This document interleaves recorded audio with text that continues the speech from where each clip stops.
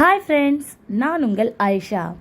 இன்றைக்கி நம்ம ஒரு முக்கியமான நம்ம தமிழக அரசுடைய அப்டேட் பற்றி தான் இன்றைக்கி நம்ம பார்க்க போகிறோம். நம்ம வீட்டில் இருக்கக்கூடிய பெண் குழந்தைகளுக்காக அவர்களுடைய எதிர்காலத்தை நோக்கி கருத்தில் கொண்டு தமிழக அரசு ஒரு சில சலுகைகளை செஞ்சுக்கிட்டு வராங்க. அதில் ஒன்று தான் பார்த்தீங்கன்னா, உங்களுக்கு பெண் குழந்தை இருக்குது அப்படிங்கிற ஒரு பட்சத்தில் ₹1 கூட செலவில்லாமல் அவங்களுடைய 18 வயது பூர்த்தி அடையக்கூடிய நிலையில் நம்மளால் அவங்களுக்கு ₹3 லட்சம் வரைக்கும் இலவசமாக நம்மளால் வாங்கிக்க முடியும்.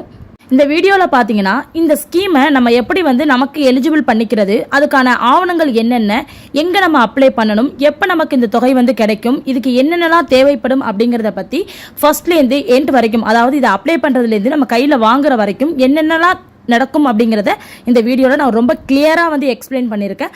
ஸோ வீடியோவை ஃபர்ஸ்ட்லேருந்து லாஸ்ட் வரைக்கும் ஸ்கிப் பண்ணாமல் பாருங்கள். அப்போ தான் நான் சொல்ல வரக்கூடிய தகவல் என்ன அப்படிங்கிறது உங்களால் முழுமையாக புரிஞ்சுக்க முடியும். ஓகே, வாங்க வீடியோக்குள்ளே போகலாம். இந்த திட்டம் பார்த்தீங்கன்னா 1992 நம்ம தமிழக முதலமைச்சர் இருக்காங்கல்ல, அப்போ இருந்து தமிழக முதலமைச்சரால் உருவாக்கப்பட்ட திட்டம் தான் இந்த பெண் குழந்தைகள் பாதுகாப்பு திட்டம் அப்படிங்கிறது. இந்த திட்டம் பார்த்தீங்கன்னா குழந்தைங்களுடைய நலனுக்காக உருவாக்கப்பட்ட ஒரு முன்னோடி திட்டம் அப்படின்னு சொல்கிறாங்க. ஸோ இந்த திட்டம் பெண் குழந்தைகள் இருக்காங்க இல்லையா, அந்த பெண் குழந்தைகளுடைய நலனுக்காகவும் அவங்களுடைய எதிர்கால கல்வியை கருத்தில் வச்சும் பார்த்தீங்கன்னா இந்த திட்டத்தை உருவாக்கியிருக்காங்க. அது மட்டும் இல்லை, இந்த பெண் குழந்தைகள் பாதுகாப்பு திட்டம் அப்படிங்கிறது பார்த்தீங்கன்னா நம்ம அரசுடைய நேரடி முதலீடு இருக்கு இல்லையா, அந்த முதலீட்டு மூலமாக பெண் குழந்தைகளுடைய உரிமைகளை பாதுகாக்கிறதுக்காகவும் பாலின பாகுபாட்டை தடுக்கணுங்கிற ஒரு முக்கிய நோக்கத்துக்காக உருவாக்கப்பட்ட திட்டம் தான் இந்த பெண் குழந்தைகள் பாதுகாப்பு திட்டம். நெக்ஸ்ட் பார்த்தீங்கன்னா, இதுக்கு சில விதிமுறைகள் இருக்குது. அதாவது இந்த பெண் குழந்தைகள் பாதுகாப்பு திட்டத்தை நம்ம செயல்படுத்திக்கணும், நம்ம எலிஜிபிள் பண்ணிக்கணும் அப்படின்னா நமக்குன்னு ஒரு சில விதிமுறைகள் இருக்குது. என்னென்னு பார்த்தீங்கன்னா, 18 வயது பூர்த்தி அடைந்ததுக்கு அப்புறம் தான் பார்த்தீங்கன்னா இந்த நிதி உதவியை நம்மளால் வாங்க முடியும். அதாவது அந்த பெண் குழந்தையால் கிளைம் பண்ணிக்க முடியும். குறைஞ்சபட்சம் பார்த்தீங்கன்னா 10ஆம் வகுப்பு வரைக்கும் பொது தேர்வில் கண்டிப்பாக கலந்துருக்கணும் அந்த குழந்தையானது. அது மட்டும் இல்லை, பாஸும் ஆகிருக்கலாம், ஃபெயிலும் ஆகிருக்கலாம். ஆனால் 10th பாஸ் ஃபெயில் ஏதோ ஒன்று அந்த குழந்தை அது வரைக்கும் படிச்சிருக்கணும் அந்த பெண் குழந்தையானவர். ஒருவேளை அந்த பெண் குழந்தை ஒரு எதிர்பாராத விதமாக ஏதோ ஒரு கட்டத்தில் ஏதோ அவங்களுக்கு ஒரு இறப்பு ஏற்பட்டுறது அப்படிங்கும்போது அந்த உரிய வைப்பு தொகை இருக்கு இல்லையா, அந்த வைப்பு தொகை அந்த குடும்பத்தில் உள்ள மற்றொரு பயனாளிக்கு அளிக்கப்படும் அப்படிங்கிற மாதிரியும் சொல்லியிருக்காங்க. இந்த திட்டத்திற்கு பார்த்தீங்கன்னா விண்ணப்பிக்க ஆண்டு வருமானமானது வரம்பு ₹1,20,000 அப்படிங்கிறத நிர்ணயப்படுத்தியிருக்காங்க.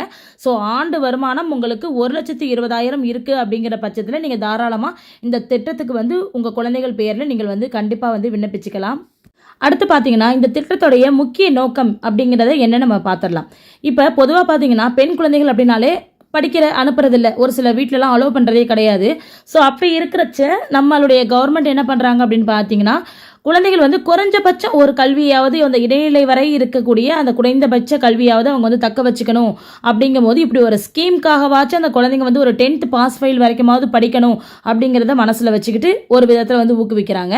இன்னொன்று பார்த்தீங்கன்னா, இந்த பெண் குழந்தைகளுக்கு 18 வயசுக்கு அப்புறம் தான் இந்த பணத்தொகை கிடைக்கும் அப்படிங்கிறதுனால இந்த குழந்தை திருமணம் அப்படிங்கிற ஒரு விஷயம் இல்லாமலே போயிடும். ஸோ அதனால் திருமணம் செய்ய அதுக்கப்புறம் 18 வயசுக்கு அப்புறம் தான் ஒரு திருமணம்ங்கிறதே பண்ணிக்க முடியும் அப்படிங்கிற ஒரு சூழலை பெண் குழந்தைகளுக்கு ஏற்படுத்தி கொடுக்குறாங்க. அதே போல் 2 பெண் குழந்தைகளுடன் ஒரு குடும்ப கட்டுப்பாடு நெறிமுறையை பின்பற்றணும் பெற்றோர்கள் அப்படிங்கிறத கொஞ்சம் ஊக்குவிக்கிறாங்க. ஓகேவா, ஒரு கட்டத்தில் 2 பெண் குழந்தைகள் பிறந்துட்டு அப்படிங்கும்போது அதுக்கு மேலே அவங்க குடும்ப கட்டுப்பாடு பண்ணிக்கணும் அப்படிங்கிற அந்த ஒரு எய்மிங்கை கவர்மெண்ட் சைட்லேருந்து ஊக்குவிக்கிறதுக்காகவும் இந்த மாதிரியான ஒரு கட்டுப்பாடுகள் விதிமுறைகளாக கொடுத்துருக்காங்க. நெக்ஸ்ட் பார்த்தீங்கன்னா, பெண் குழந்தைகளுடைய உரிமைகளை பாதுகாக்கணும் அப்படிங்கிற நோக்கமும் இதில் சொல்லப்படுது. நெக்ஸ்ட், பெண் குழந்தைகளுக்கு சமூக மற்றும் நிதி அதிகாரம் அளிக்கப்படணும். தனிப்பட்ட முறையில் அவங்க பேரில் ஒரு நிதி சேமிக்கப்பட்டு வருது அப்படிங்கும்போது அவங்களுக்கு ஒரு நிதி அதிகாரம் கிடைக்கும் அப்படிங்கிறதையும் வெளிப்படையாக சொல்லியிருக்காங்க கவர்மெண்ட் தரப்புல இருந்து. நெக்ஸ்ட் பார்த்தீங்கன்னா, ஒரு பெண் குழந்தையுடைய நிலையை மேம்படுத்துறதுல குடும்பத்துடைய பங்கு வலுப்படுத்தணும் அப்படிங்கிறதையும் சொல்லியிருக்காங்க. ஒரு பெண் குழந்தை அப்படிங்கும்போது அந்த குடும்பத்துடைய வரவேற்பு அப்படிங்கும்போது ஒரு சில இடத்துல பார்த்தீங்கன்னா முகம் சுளிக்கும் வகையில் தான் இருக்குது. ஆணுக்கு பெண் என்னைக்கும் இளைப்பில்லை அப்படிங்கிற மாதிரி பார்த்தீங்கன்னா அந்த காலகட்டத்தில் நம்ம தாண்டி இப்போ நம்ம நிற்கிறோம். இருந்தாலுமே நம்ம என்னத்தான் பாரதி கண்ட புதுமை பெண்ணாவே நம்ம இருந்தாலும் ஒரு குடும்பத்தில் பெண் குழந்தைங்கும் போது ஒரு முகம் சுளிக்கிற வகையாக தான் ஆரம்பத்தில் கொண்டு வராங்க. ஸோ அப்படி இருக்கும்போது பெண் குழந்தைக்கு இப்படி ஒரு பின்னால் ஒரு பெனிஃபிட் இருக்குது அப்படிங்கும்போது அந்த குழந்தையை பற்றி அந்த குடும்பத்துடைய தரம் பார்த்தீங்கன்னா ஏதோ ஒரு விதத்தில் குழந்தையுடைய வளர்ச்சியை மேம்படுத்துகிற வகையாக இந்த தொகை அமையும் அப்படிங்கிற மாதிரியும் அரசு தரப்பில் ஒரு வெளிப்படையான ஒரு முக்கிய நோக்கத்தை தெரிவிச்சிருக்கிறாங்க. நெக்ஸ்ட் பார்த்தீங்கன்னா இந்த ரீசன்ட் டேஸில் நம்ம தமிழ்நாடு அரசுடைய இந்த பெண் குழந்தைகள் முன்னேற்றத்திற்கான முதலமைச்சர் பெண் குழந்தைகள் பாதுகாப்பு திட்டம் இருக்கு இல்லையா, இந்த திட்டம் வந்து செயல்பட்டு வரதை குறித்து பார்த்தீங்கன்னா ஒரு சில முக்கிய அறிவிப்பை வந்து நம்ம திருநெல்வேலி மாவட்ட ஆட்சியர் கூட ரீசெண்ட் டேஸில் வந்து வெளியிட்டிருக்காங்க. ஸோ அதன்படி பார்த்தீங்கன்னா அந்த முதிர்வு தொகை பெறக்கூடியவங்களாம் இருக்காங்களே, அவங்கெல்லாம் வந்து உங்களுக்கு 18 வயசு பூர்த்தி அடைஞ்சு அந்த பெண் குழந்தைகளுக்கு வந்து 18 வயசு பூர்த்தி அடைந்துட்டு அப்படிங்கிற பட்சத்தில் அவங்களுடைய சில ஆவணங்கள் எல்லாமே எடுத்துகிட்டு வந்து நீங்கள் நேரடியாக வந்து பெற்றுக்கொள்ளலாம் அப்படிங்கிற மாதிரி அரசு தரப்புலேயே வந்து நம்ம அந்த மாவட்ட ஆட்சியர் வந்து வெளியிட்டிருந்தாங்க. இது இப்போ ரீசெண்ட் டேஸில் ஒரு 2-3 டேஸ்க்கு முன்னால் வந்து நடந்த ஒரு விஷயம் இது. இந்த ஃபர்ஸ்ட் 2 வந்து ஆல்ரெடி நான் சொன்ன ஒரு விஷயம் தான். அதாவது என்னென்னா 18 வயசு பூர்த்தி அடைஞ்சிருக்கணும், ப்ளஸ் அவங்க மட்டும் தான் நிதியுதவி வந்து முதிர்வு தொகையை வந்து பெற முடியும். அதே போல் பார்த்தீங்கன்னா குறைஞ்சபட்சம் வந்து 10ஆம் வகுப்பு வரைக்கும் பொதுத் தேர்வில் வந்து கலந்துட்டு இருந்திருக்கணும். அதுக்கு இன்னொரு விஷயம் என்னென்னா, அந்த பயனாளி குழந்தை இருக்கு இல்லையா, அந்த பயனாளி பெண் குழந்தை ஏதோ ஒரு எதிர்பாராத விதமாக வந்து இறந்துட்டாங்க அப்படின்னா அவங்களுக்கான அந்த உரிய வைப்பு தொகையை வந்து அந்த குடும்பத்தில் உள்ள மற்றொரு பயனாளி வந்து வாங்கிக்கலாம் அப்படிங்கிற மாதிரியும் சொல்லியிருந்தாங்க. ஓகே, இப்போ வந்து பெண் குழந்தைகள் பாதுகாப்பு திட்ட உதவித்தொகை இதில் பார்த்தீங்கன்னா 2 ஸ்கீம் இருக்குது. அதாவது 2 விதமான திட்டம் இருக்குது. ஃபர்ஸ்ட் முதல் திட்டம் என்ன அப்படிங்கிறதையும் 2வது திட்டம் என்னங்கிறதையும் நான் தனித்தனியாகவே உங்களுக்கு நான் இந்த வீடியோவில் வந்து எக்ஸ்பிளைன் பண்ணியிருக்கேன். ஃபர்ஸ்ட் முதல் திட்டம் என்னன்னு பார்த்துடலாம். இப்போ ஸ்கீம் 1 பற்றி நம்ம தெரிஞ்சுக்கலாம். ஸ்கீம் 1 பொறுத்த வரைக்கும் பார்த்தீங்கன்னா ஒரு குடும்பத்தில் ஒரே ஒரு பெண் குழந்தை இருக்காங்க அப்படின்னா அவங்களுக்கு 50 ரூபாய் அப்படிங்கிறத அக்கௌண்ட்டில் போட்டுருவாங்க. அதாவது எந்த அக்கௌண்ட்டில் எங்கே போடுவாங்க அப்படிங்கிறதெல்லாம் நான் வீடியோ லாஸ்ட்டில் சொல்லியிருக்கேன். ஃபர்ஸ்ட் டீட்டெயில்ஸ் மட்டும் சொல்லிடுறேன். ஓகே, நெக்ஸ்ட் பார்த்தீங்கன்னா ஒவ்வொரு 5 ஆண்டுக்கும் பார்த்தீங்கன்னா இந்த ஸ்கீமை வந்து நம்ம வந்து ரினிவல் பண்ணிக்கிட்டே வரணும். ஓகேவா, ஒவ்வொரு 5 இயர்ஸ்க்கும் அந்த குழந்தைய அழைச்சிட்டு போயிட்டு இந்த ஸ்கீமை வந்து நம்ம ரினிவல் பண்ணிக்கிட்டே வரணும். அதுக்கப்புறம் பார்த்தீங்கன்னா 18 வயது நிறைவடைந்ததுக்கு அப்புறமா பார்த்தீங்கன்னா மொத்த தொகையாக நமக்கு வந்து 3 லட்சம் ரூபாய் வந்து கிடைக்கும். அதாவது அவங்க 50 ரூபாய் ஒரு குழந்தைக்கு வந்து அக்கௌண்ட்டில் போடுறாங்க. அது வந்து 18 வயது நிறைவடைந்ததுக்கு அப்புறமா நமக்கு 3 லட்சம் ரூபாயை நமக்கு ரிட்டர்ன் வந்து கிடைக்கும்.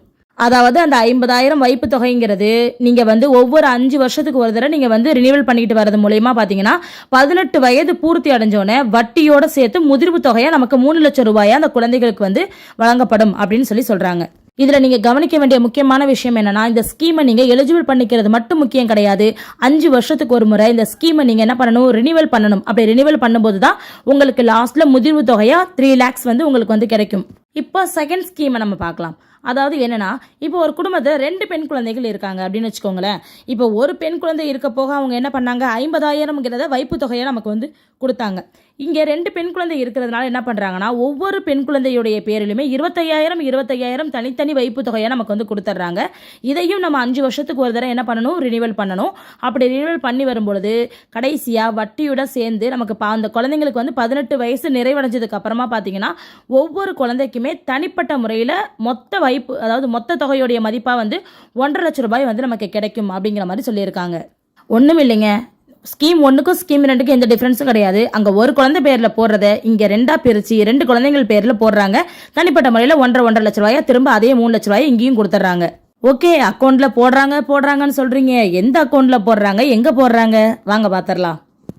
குழந்தைங்க பேரில் அவங்க போடக்கூடிய அந்த ஃபிக்ஸ்டு டெபாசிட் அமௌண்ட்டான அந்த 50,000 ரூபாயாக இருந்தாலும் இருக்கட்டும் ஸ்கீம் 1ல், இல்லைனா ஸ்கீம் 2ல் இருக்கக்கூடிய 25,000 ரூபாயாவே இருக்கட்டும், ரெண்டுமே வந்து எந்த இடத்துல அவங்க நமக்கு வந்து டெபாசிட் பண்ணி கொடுக்குறாங்கன்னா தமிழ்நாடு மின்விசை நிதி மற்றும் அடிப்படை மேம்பாட்டு நிறுவனத்தின் கீழே வந்து முதலீடு செய்யப்பட்டு நமக்கு வந்து கொடுத்துட்றாங்க.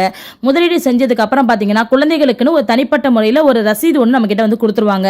ஸோ நம்ம அந்த ரசீதை தான் ரொம்ப பத்திரமா வந்து பாதுகாத்து வரணும். 5 வருஷத்துக்கு ஒரு தடவை எடுத்துகிட்டு போயிட்டு நம்ம ரினிவல் பண்ணிட்டு வரணும். இதே இடத்துக்கு போய் தான் ரினிவலும் பண்ணணும். இது சம்மந்தமாக உங்களுக்கு ஏதாவது டவுட் இருக்குது அப்படின்னா கண்டிப்பாக வந்து நீங்கள் வந்து கமெண்ட் செக்ஷனில் கேளுங்க. எனக்கு இது தெரியுங்கிற பட்சத்தில் கண்டிப்பாக நான் உங்களுக்கு ரிப்ளை பண்ணுவேன். இப்போ சில பேருக்கு வந்து இந்த வீடியோ பார்த்துட்டு இருக்கும்போது ஒரு டவுட் வரலாம். ஐயோ, என் வீட்லேயும் தான் பெண் குழந்தைகள் இருக்காங்க, நான் வேறு இதை அப்ளை பண்ணாமல் விட்டுட்டேனே, எனக்கு இதை பற்றி தெரியாது, இப்போ தானே எனக்கு தெரிய வருது, இப்போ என் குழந்தைக்கு இத்தனை வயசு ஆயிடுச்சு, நான் பண்ணலாமா கூடாதா அப்படின்னு ஒரு டவுட் வரும் இல்லையா? அந்த டவுட்டுக்கான ஆன்சர் இதோ வந்துருச்சு.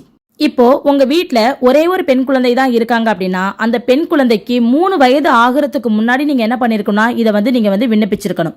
ஓகேவா? 3 வயசுக்கு மேல நம்ம இதுக்கு வந்து அப்ளை பண்ண முடியாது. இது வந்து ஒரு குடும்பத்துல ஒரு குழந்தை இருக்காங்களா, ஒரே ஒரு பெண் குழந்தை, அவங்களுக்கு. நெக்ஸ்ட், இப்போ என் வீட்டில் 2 பெண் குழந்தைகள் இருக்காங்க அப்படிங்கிற பட்சத்தில் ஒரு குழந்தைக்கு ஏஜ் வந்து 3 வயசு தாண்டிடுச்சு. 2வது பெண் குழந்தை இருக்காங்க இல்லையா, அந்த 2வது பெண் குழந்தைக்கு 3 வயது ஆகிறதுக்கு முன்னாடி நீங்கள் வந்து விண்ணப்பிச்சிருக்கலாம். அதாவது ஃபர்ஸ்ட் பெண் குழந்தைக்கு என்ன ஏஜ் இருந்தாலும் பிரச்சனை இல்லை. ஆனால் 2வது பெண் குழந்தைக்கு 3 வயது முடிகிறதுக்கு முன்னாடி நீங்கள் என்ன பண்ணியிருக்கணும், இந்த ஸ்கீமுக்கு நீங்கள் அப்ளை பண்ணியிருக்கணும். ஓகேவா? இதுதான் வந்து ஏஜ் எலிஜிபிலிட்டி. ஒரு பெண் குழந்தை இருந்தா 3 வயசுக்குள்ள நீங்க வந்து அப்ளை பண்ணியிருக்கணும். 2 பெண் குழந்தை இருந்தா அந்த 2வது பெண் குழந்தைக்கு 3 வயசு முடியறதுக்குள்ள 2 குழந்தைங்களுக்குமே நீங்க வந்து அப்ளை பண்ணியிருக்கணும்.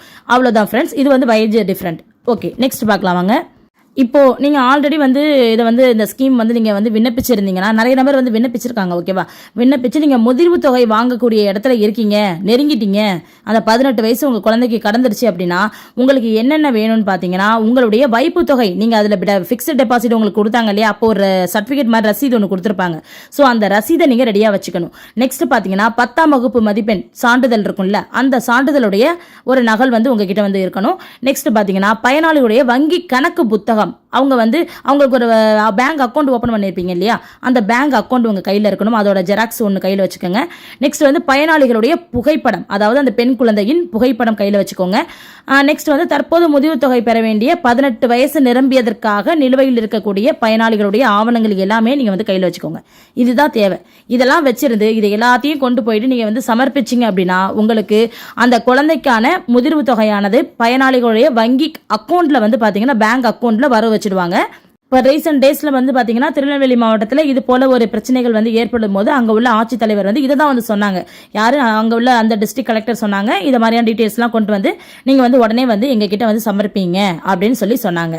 ஸோ ஒரு முதிர்வு தொகை வாங்குறதுக்கு நமக்கு தேவையான சர்டிஃபிகேட் என்னன்னு கேட்டிங்கன்னா இதுதான். இது மட்டும் நம்ம கையில் இருந்தால் போதும், அந்த மொத்த முதிர்வு தொகையும் நம்மளால வந்து வாங்கிக்க முடியும். இது மட்டும் இல்லை ஃப்ரெண்ட்ஸ், இதில் இன்னொரு ஒரு பெனிஃபிட்ஸுமே இருக்குது அந்த குழந்தைக்கு. என்னென்னு பார்த்தீங்கன்னா இப்போ வந்து அவங்க ஃபிக்ஸ்ட் டெபாசிட் கொடுத்துட்றாங்க. நம்ம 5 இயர்ஸ்க்கு ஒன்ஸ் வந்து அதை நம்ம என்ன பண்ணிக்கிறோம், நம்ம வந்து ரினிவல் பண்ணிட்டு வந்துட்டு இருக்கோம். ஸோ இப்படியே வந்துட்டு இருக்கும்போது பார்த்தீங்கன்னா இதில் ஒரு முக்கியமான ஒரு இடையில வந்து நமக்கான ஒரு சலுகை ஒன்று இருக்குது. என்னென்னு பார்த்தீங்கன்னா நமக்கு ஒரு எப்படி சொல்கிறது, ஒரு ஊக்கத்தொகை மாதிரி நமக்கு வந்து கிடைக்கிற மாதிரி ஒரு ஆப்ஷன், வருஷம் வருஷம் ஒரு ஊக்கத்தொகை கிடைக்கிற மாதிரியான ஒரு ஆப்ஷன்ஸுமே இதில் இருக்குது. ஸோ அதை பற்றி இப்போ நான் சொல்கிறேன் பாருங்கள்.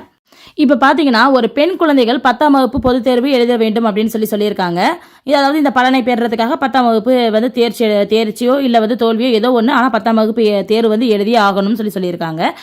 இவ்வாறு முதிர்வு தொகையானது பெண் குழந்தையுடைய உயர்கல்வியை தொடர உதவும் அப்படிங்கிற நோக்கம் வந்து அவங்களுக்கு வந்து இருக்கு. இது தவிர்த்து ஒரு பெண் குழந்தைக்கு கல்வி செலவுகளை ஈடு கட்டுறதுக்காக என்ன பண்றாங்கன்னா 6வது வருஷம் இருக்கு இல்லையா, அதாவது நீங்கள் இதில் இந்த ஸ்கீமை வந்து குழந்தைங்க நீங்கள் எலிஜிபிள் பண்ணதுலேருந்து ஒரு 6வது வருஷம் இருக்கு இல்லையா, அந்த 6வது வருஷத்துலேருந்து என்ன பண்ணுறாங்கன்னா முதல் ஆண்டு ஊக்கத்தொகையாக உங்களுக்கு 1800 ரூபாங்கிறத வந்து வழங்குறாங்க. இந்த ஊக்கத்தொகையை குழந்தைகளுடைய கல்வி செலவுக்காக நம்ம வந்து பயன்படுத்தி கொள்ளுவோம் அப்படிங்கிறத அவங்க கருத்தில் கொண்டு என்ன பண்ணுறாங்கன்னா நமக்கு இது மாதிரியான ஒரு ஊக்கத்தொகையை வந்து அவங்க வந்து நமக்கு வந்து கொடுக்குறாங்க. இந்த ஸ்கீம்ல ஒரு முக்கியமான விஷயமும் ஒரு சேடான விஷயமும் என்னன்னா, இது வரைக்கும் பார்த்தீங்கன்னா 1.5 லட்சத்துக்கும் மேற்பட்ட பெண்கள் வந்து இதுவரையுமே விண்ணப்பிக்கலை அப்படிங்கிறது வந்து ஒரு அதிகாரப்பூர்வமான தகவல். ஸோ கண்டிப்பாக உங்கள் வீட்லேயும் பெண் குழந்தைகள் இருக்காங்க, நான் சொன்ன தகுதிக்குள்ளே இருக்காங்க அப்படின்னா கண்டிப்பாக நீங்கள் இந்த ஸ்கீமுக்கு வந்து உங்களுக்கு நீங்களே அப்ளை பண்ணிக்கோங்க. எங்கே அப்ளை பண்ணணும்னு பார்த்தீங்கன்னா அந்த குழந்தையோட பேரில் ஒரு புதிய பேங்க் அக்கௌண்ட்டை நீங்கள் ஃபர்ஸ்ட் வந்து ஓப்பன் பண்ணிக்கிட்டு உங்களுடைய மாவட்ட வாரியாக இருக்கக்கூடிய சமூக நல அலுவலகம் இருக்கு இல்லையா, அந்த இடத்துல போயிட்டு தான் நீங்கள் என்ன பண்ணணும்னா அப்ளை பண்ணணும். எக்ஸாம்பிளுக்கு பார்த்தீங்கன்னா இப்போ நான் வந்து மயிலாடுதுறை டிஸ்ட்ரிக்ட்ஸ் அப்படிங்கிறதுனால நான் மயிலாடுதுறையில் இருக்கக்கூடிய சமூக நல அலுவலகம் இருக்கு இல்லையா, அங்கே போயிட்டு தான் நான் வந்து என்னுடைய பெண் குழந்தைக்கான பேங்க் அக்கௌண்ட் புக்கை எடுத்துகிட்டு போயிட்டு நான் வந்து இதுக்காக எலிஜிபிள் பண்ணி அப்ளை பண்ணிக்கிற மாதிரி இருக்கும். அதுக்கப்புறம் 5 வருஷத்துக்கு ஒரு தடவை நான் என்ன பண்ணணும்னா ரினிவல் பண்ணணும். திரும்ப 18 வயசு என் குழந்தைக்கு ஆகும் பொழுது நான் என்ன பண்ணணும்னு பார்த்தீங்கன்னா அதோடைய முதிர்வு தொகையை நான் வந்து பெற்றுக்கொள்ள முடியும். அதுக்கு இடையில 6 வருஷத்துக்கு அப்புறம் பார்த்தீங்கன்னா வருஷம் 1800 ரூபா 1800 ரூபாங்கிறது ஒரு ஊக்கத்தொகையாக என் குழந்தைக்கு வந்து வழங்கப்படும். இதுதான் என்னை வச்சு நான் உங்களுக்கு சின்ன ஒரு எக்ஸாம்பிளே சொல்லிட்டேன்னு நினைக்கிறேன். ஸோ இந்த வீடியோ உங்களுக்கு பயனுள்ளதாக இருக்கும்னு நான் நம்புறேன். இந்த வீடியோ சம்பந்தப்பட்ட வேற ஏதாவது சந்தேகம் உங்களுக்கு இருக்கு அப்படின்னாலும் நீங்க கண்டிப்பா வந்து கமெண்ட் செக்ஷன்ல கேளுங்க, நான் உங்களுக்கு ரிப்ளை கொடுக்குறேன். இது போல இன்னும் பயனுள்ள தகவல் உங்களை வந்து சேரணும் அப்படின்னு நீங்க விருப்பப்பட்டீங்கன்னா கண்டிப்பா நம்ம சேனலை சப்ஸ்கிரைப் பண்ணிக்கோங்க. பக்கத்துல இருக்கிற பெல் ஐக்கானையும் டச் பண்ணி வச்சுக்கோங்க. அப்பதான் நம்ம போடக்கூடிய தகவல் அப்பப்ப உங்களை வந்து சேரும். இந்த வீடியோவை லைக் அண்ட் ஷேர் பண்ணிடுங்க. Okay, thank you, by.